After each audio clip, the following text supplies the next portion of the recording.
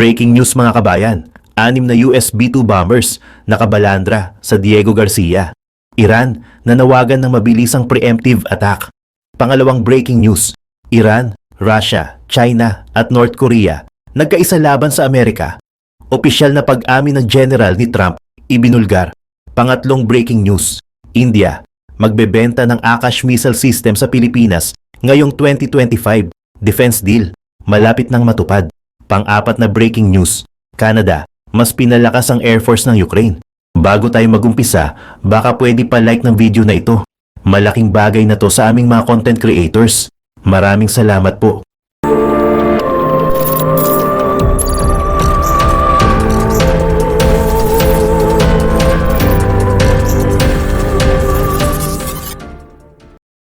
Isang mataas na opisyal ng militar ng United States ang nag-warning tungkol sa isang nakakabahala at lumalalang pattern ng operasyon ng mga submarine ng Russia at China na gumagalaw ng mapanganib malapit sa mga baybaying dagat ng Amerika. Sa gitna ng tumitinding tunggalian ng mga makapangyarihang bansa at muling pagbuhay ng estratehikong kompetisyon sa Indo-Pacific at Arctic, dumarami ang panawagan sa loob ng Pentagon na dagdagan ang pondo para palakasin ang kakayahan ng United States sa pagsubaybay at paghadlang sa ilalim ng dagat. Ipinunto ni General Gregory Guillo, Commander ng United States Northern Command, ang agarang pangangailangan na patatagin ang kakayahan ng Amerika na matukoy at masubaybayan ang mga foreign submarine na nag-ooperate malapit sa mga karagatang sakop ng bansa. Binigyang diin niya na maaaring hindi sapat ang kasalukuyang kakayahan upang tugunan ang isang umuunlad at multidimensional na banta. Tumaas ang bilang ng mga submarine ng Russia at China na lumalapit sa ating teritoryo at kailangan natin ng mas pinalawak na kakayahan sa pagtuklas sa ilalim ng dagat upang matiyak na alam natin ang kanilang presensya at makapaghanda tayong depensahan ang ating sarili laban sa mga cruise o ballistic missile na maaaring ilunsad mula sa submarine. Pahayag niya sa Senate Armed Services Committee. Ibinunyag ni Guillo ang nakakabahalang pagtaas ng aktibidad ng mga kalabang submarine sa malalapit na estratehikong ruta, kabilang ang katubigan malapit sa Alaska. Kasabay nito, tumataas din ang bilang ng mga eroplanong militar ng Russia at China na lumalapit at minsan ay pumapasok sa airspace na binabantayan ng North American Aerospace Defense Command. Ayon sa kanya, nagpapatuloy ang ganitong aktibidad kahit abala ang Russia sa giyera sa Ukraine at abala ang China sa pagpapalakas ng military presence nito sa South China Sea. Ipinahihiwatig nito na may sinasadyang kampanya upang subukan ang tugon ng Amerika at ang tibay ng depensa ng bansa. Samantala, sa iba pang mga balita, iniulat na tinitimbang ng mga pangunahing leader militar ng Iran ang posibilidad ng isang preemptive strike laban sa Diego Garcia, ang napakalaking military base ng United States sa isang liblib na bahagi ng Indian Ocean, kung saan kasalukuyang nakatalaga ang halos 1/3 ng mga B-2 stealth bombers ng Amerika. Ang presensya ng mga advanced na warplane na nagkakahalaga ng $2 billion kada isa sa military base ng United States at United Kingdom ay kasabay ng paglalabas ni President Donald Trump ng matitinding banta laban sa Iran na pinagbabantaan nitong huwag nang ipagpatuloy ang nuclear program nito. 7 B-2 bombers ang inilipad patungong Diego Garcia at banta ni Trump na kung hindi makikipagkasundo ang Iran, magkakaroon ng pambobomba. Isang pambobomba na hindi pa nila kailanman naranasan. May humigit kumulang 20 B-2 bombers ang United States, kaya ang pagdala ng napakaraming eroplano sa Diego Garcia ay maaaring indikasyon na plano ng United States na atakihin ang Iran at ang mga Houthi sa Yemen na sinusuportahan ng Iran. Maaari rin namang ito'y isang taktika upang takutin ang mga leader ng Iran. Ang mga B-2 bombers ay tinatawag na Ghosts of the Sky dahil kayang-kaya nilang makalusot sa pinaka-advanced na air defense systems. Ang deployment na ito ay malinaw na mensahe sa Iran. Sabi ni Cedric Layton, isang analyst ng CNN at retiradong colonel ng United States Air Force. Maaaring ito'y direktang babala upang itigil ang suporta sa mga Houthi sa Yemen o paraan ng Administrasyong Trump upang pilitin ang Tehran na makipagnegosasyon para sa isang bagong nuclear deal. Sa iba pang mga balita, Ang India ay nakatakdang palakasin ang portfolyo nito sa defense export sa pamamagitan ng inaasahang kasunduan na magbibigay ng Akash surface-to-air missile system sa Philippines ngayong 2025.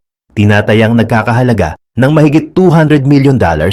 Ang kasunduang ito, kapag natuloy, ay magiging second major defense export contract ng India sa Manila, kasunod ng matagumpay na $375 million na pagbebenta ng BrahMos supersonic cruise missile noong 2022. Bagamat hindi pa tiyak kung ang Akash-SAM ay ilalaan sa Philippine Army o sa Philippine Marine Corps, ipinapakita ng kasunduang ito ang lumalalim na strategic partnership sa pagitan ng dalawang bansa sa gitna ng tumitinding tensyon sa Indo-Pacific region. Ang Akash ay binuo ng Defense Research and Development Organization ng India at ginagawa ng Bharat Dynamics Limited. Isa itong medium-range SAM system na dinisenyo upang ma-neutralize ang iba't ibang uri ng banta mula sa himpapawid, kabilang ang fighter jets, cruise missiles at drones. May saklaw ito na hanggang 25 km at altitude capability na 18 km. Kaya nitong tamaan ang mga target sa supersonic speeds na Mach 2.5. Bawat battery ng Akash ay binubuo ng isang Rajendra 3D passive, electronically scanned array radar at 4 na launchers na may tig-3 missiles bawat isa na nagbibigay rito ng kakayahang mag-track ng hanggang 64 targets at magsagawa ng sabay-sabay na 12 pag-atake. Ang mobility ng sistema na maaaring i-deploy sa parehong tracked at wheeled platforms ay nagbibigay dito ng versatility sa dynamic condition ng labanan. Isang katangian na akma sa pangangailangan ng Philippines para sa flexible na air defense solutions. Ang interes ng Philippines sa Akash-SAM ay bahagi ng mas malawak nitong military modernization program na pinaigting ng tumitinding tensyon laban sa China kaugnay ng mga pinagtatalunang teritoryo sa South China Sea. Samantala, sa iba pang mga balita, ang Canada ay nagbigay ng isang malaking dagok sa Russia.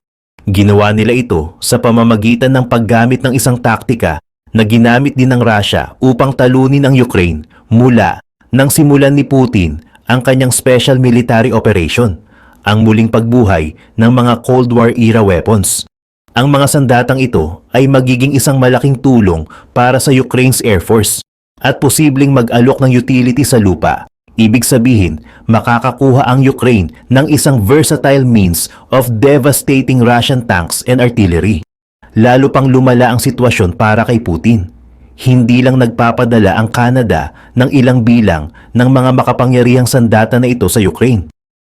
Nagpapadala sila ng staggering 80,000 at ang bawat isa ay may potensyal na magwasak ng mga tanks, enemy artillery, and even penetrate deep into the heart of Russian ammunition storage facilities. Huwag magkamali, ito ay isang kakilakilabot na balita para kay Putin. Kaya ano ang mga sandatang mula sa Cold War era na ipinadala ng Canada sa Ukraine? Saan nagmula ang mga ito at paano magagamit ng Ukraine ang mga ito upang hindi lamang palakasin ang kanilang aerial might, kundi pati na rin ang kanilang ground forces and even its drones? Sasagutin natin ang lahat ng mga tanong na iyon sa video na ito, simula sa balita ng pag-deliver. Noong unang bahagi ng September 2024, lumahok si Canada's Defense Minister Bill Blair sa isang meeting ng military minds sa Ramstein Air Base sa Germany. Ang meeting na ito ay isa sa 8 naganap sa base mula nang magsimula ang digmaan sa Ukraine at ang bawat isa ay nagtipon ng Ukraine's Western partners to discuss strategy and defense issues. Doon ginawa ni Blair ang kanyang anunsyo. Nangako ang Canada na magpapadala ng 80,840 na CRV-7 rocket motors kasama ang 1,300 na warheads para sa mga rocket na iyon sa Ukraine. Ang pagde-deliver ay darating sa Poland sa pagtatapos ng 2024 at sa simula ng 2025 bago ipadala sa Ukraine para magamit ng kanilang militar laban sa Russia. Isang mapagbigay na regalo, tiyak, ngunit isa na maaaring nagpataas ang kilay sa mga nakakakilala sa sandatang ito. Ang CRV-7 ay isang powerful rocket system at ginamit ng Canadian Air Force sa kanilang mga CF-18 fighter jets sa loob ng ilang dekada. Gayunpaman, Ang sandatang ito ay kalaunang inalis sa serbisyo at ang Canada ay nagplano noon na gumastos ng milyon-milyong dolyar upang idismantle ang mga rocket at posibleng gamitin ang kanilang mga bahagi sa ibang mga sandata. Ang malupit na kampanya ni Putin sa Ukraine ay nagpatigil sa planong iyon at napagtanto ng Canada na maaaring makahanap ang Ukraine ng role para sa libu-libong CRV-7 na nasa kanilang mga stockpiles. Sa halip na gumastos ng pera upang ganap na idismantle ang mga armas na ito, bakit hindi ipadala ang mga ito sa Ukraine kung saan maaari silang maayos o madismantle para sa mga bahaging magagamit ng Ukraine sa ibang weapon systems? Ang ideya ay unang ibinato ng pinuno ng Conservative Party ng Canada, si Pierre-Marcel Poilievre. Tiniyak niya na ang paggastos ng milyon-milyong dolyar ng Canada upang idismantle ang mga rocket ay isang basura kapag maaari silang makahanap ng paggamit sa ibang lugar. Sa panahon ng isang debate sa House of Commons ng Canada, nangatwiran siya na panahon na upang i-update ang Free Trade Agreement between Canada and Ukraine upang buksan ang pinto para sa pagpapadala ng higit sa 80,000 CRV-7. Sa halip na magbayad ng milyon-milyong dolyar ang mga taga-Canada upang idismantle ang mga sandatang ito, sinabi niya, ang mga sandata ay maaring ibigay sa Ukraine na maaaring gamitin sa pagtatanggol ng kanilang soberanya. Mukhang sumang-ayon ang nagaharing Liberal Party ng Canada. Kasunod ng mga komento ni Poilievre, nagpadala ang Canada ng ilang bilang ng mga rocket engine na ito sa Ukraine bago ginawa ni Blair ang kanyang buong anunsyo. Noong June 2024, kinumpirma nila na nagpadala sila ng 2,000 sa kalaban ni Putin, marahil bilang bahagi ng isang test run upang makita kung talagang magagamit ng Ukraine ang isang napakatandang rocket. Malinaw na kaya nila dahil ang anunsyo ng isa pang 80,000 plus ay ginawa ilang buwan lang pagkatapos nito. Ang mga rocket ay ang latest sa isang consistent stream of military aid na ipinadala ng Canada sa Ukraine. At ang total committed by the Great White North ay humigit kumulang $3.3 billion sa oras na kinumpirma nila ang paglilipat. Ngunit ano ang malaking deal na maaari mong isipin sa puntong ito? Ang mga ito ay mga rocket na nasa process of being decommissioned. Anong posibleng paggamit ang maaari nilang pakinabangan sa Ukraine? Isang magandang tanong, especially as it seems, on the surface at least, na ang Canada ay naghahanap lang upang mapupuksa ang isang expensive problem sa pamamagitan ng pagpapadala ng 80,000 CRV-7 sa Ukraine. Ngunit ang katotohanan ay ibang-iba. Ang mga rocket na ito ay maaaring luma, ngunit extremely useful in the war of attrition na ipinilit ni Putin sa Ukraine. Paano? Magsisimula tayo sa kung ano ang ginagawa ng mga rocket mismo. Maikli para sa Canadian Rocket Vehicle 7, ang CRV-7 ay ipinakilala noong 1970 upang magsilbing pag-upgrade sa 2.75-inch air-to-ground rockets na ginagamit ng US sa panahong iyon. Ginawa ng Bristol Aerospace sa Manitoba, ang CRV-7 ay isang 2.75-inch rocket system din, bagaman gumawa ito ng massive upgrades sa kung ano ang magagamit sa panahong iyon. Ang power ay isa sa mga pag-upgrade na iyon. Dinisenyo ng Bristol ang rocket upang kaya nitong tumagos sa mga karaniwang Warsaw Pact aircraft hangars na malawakang ginagamit ng Soviet Union sa panahong iyon. Kung mukhang unimportant, tandaan na ang Russia ay lubos na umaasa sa Soviet-era weaponry and storage facilities throughout the Ukraine War. Ang pagkakaroon ng isang sandata na maaaring tumagos sa mga hangars na ginagamit pa rin ng Russia ay isang malaking tulong para sa Ukraine. Hanggang sa ngayon, ang CRV-7 ay isa sa most powerful air-to-ground rockets na available. Kahit na pinlano ng Canada na i-dismantle ang 80,000 sa mga ito before changing tack and sending them to Ukraine, maraming iba pang mga bansa ang may active version pa rin ng mga armas na ito sa kanilang mga arsenal. Ang rocket ay ibinebenta sa 13 pang mga bansa at ang sistema ay binubuo ng mga rocket motors kung saan makakatanggap ang Ukraine ng 80,000 kasama ang mga launcher at warheads. Cheap, along with being powerful, ang CRV-7 ay extremely reliable din. na nakakamit ng isang matagumpay na rate ng paglulunsad na 99% ayon sa Magellan Aerospace Corporation.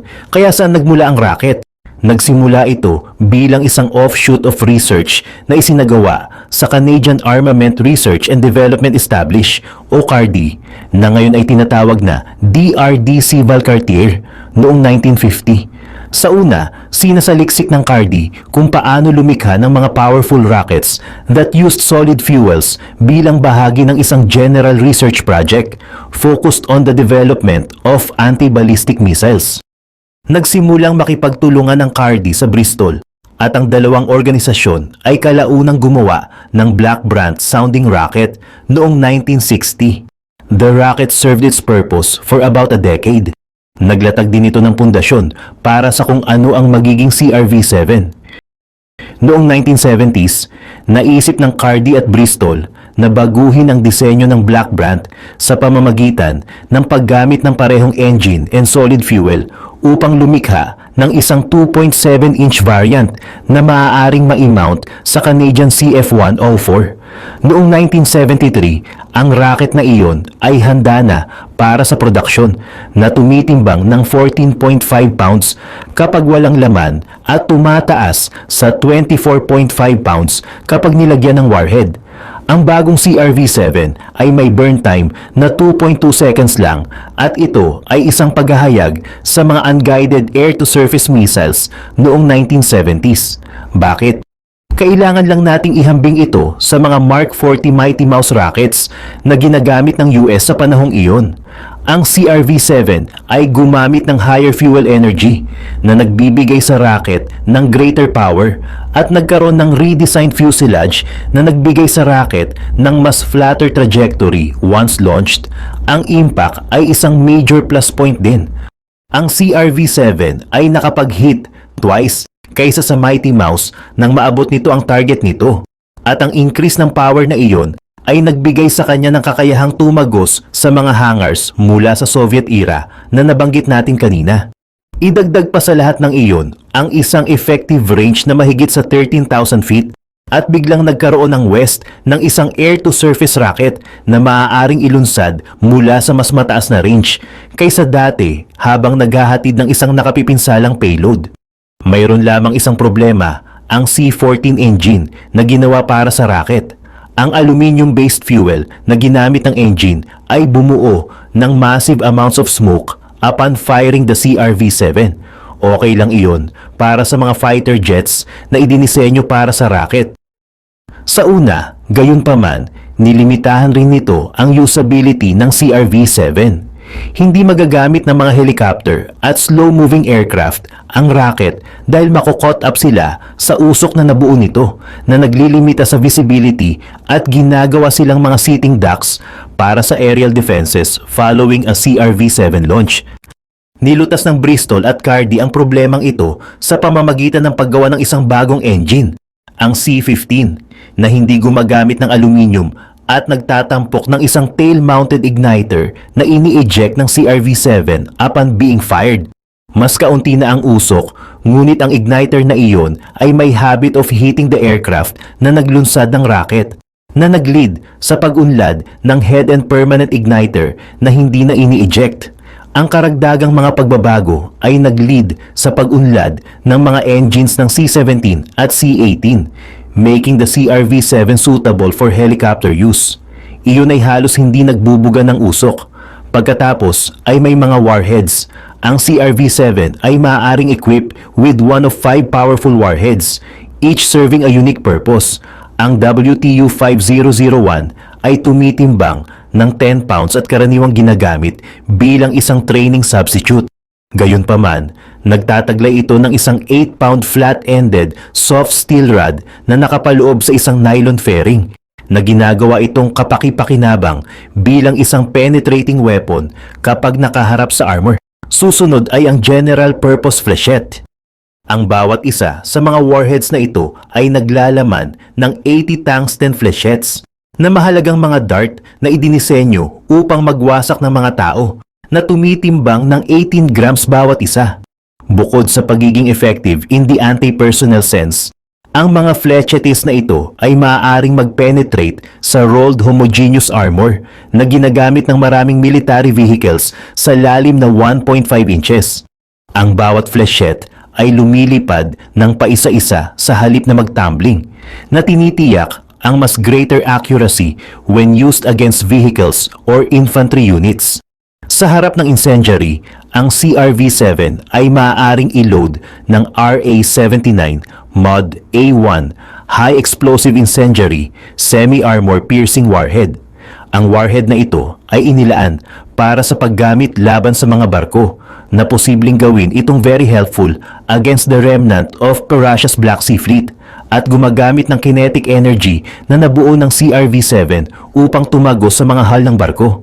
Ang isang delay fuse na nakapak sa warhead ay nagiging sanhi ng pag-aapoy nito pagkatapos na tumagos, na pinapataas ang pinsalang sanhi nito sa mga barko sa pamamagitan ng pagtiyak na ang explosive power nito ay hindi nasayang sa hull ng barko. Ang kakayahang tumagos na iyon ay ginagawa rin itong epektibo laban sa iba pang mga naka-armored na target tulad ng mga tangke.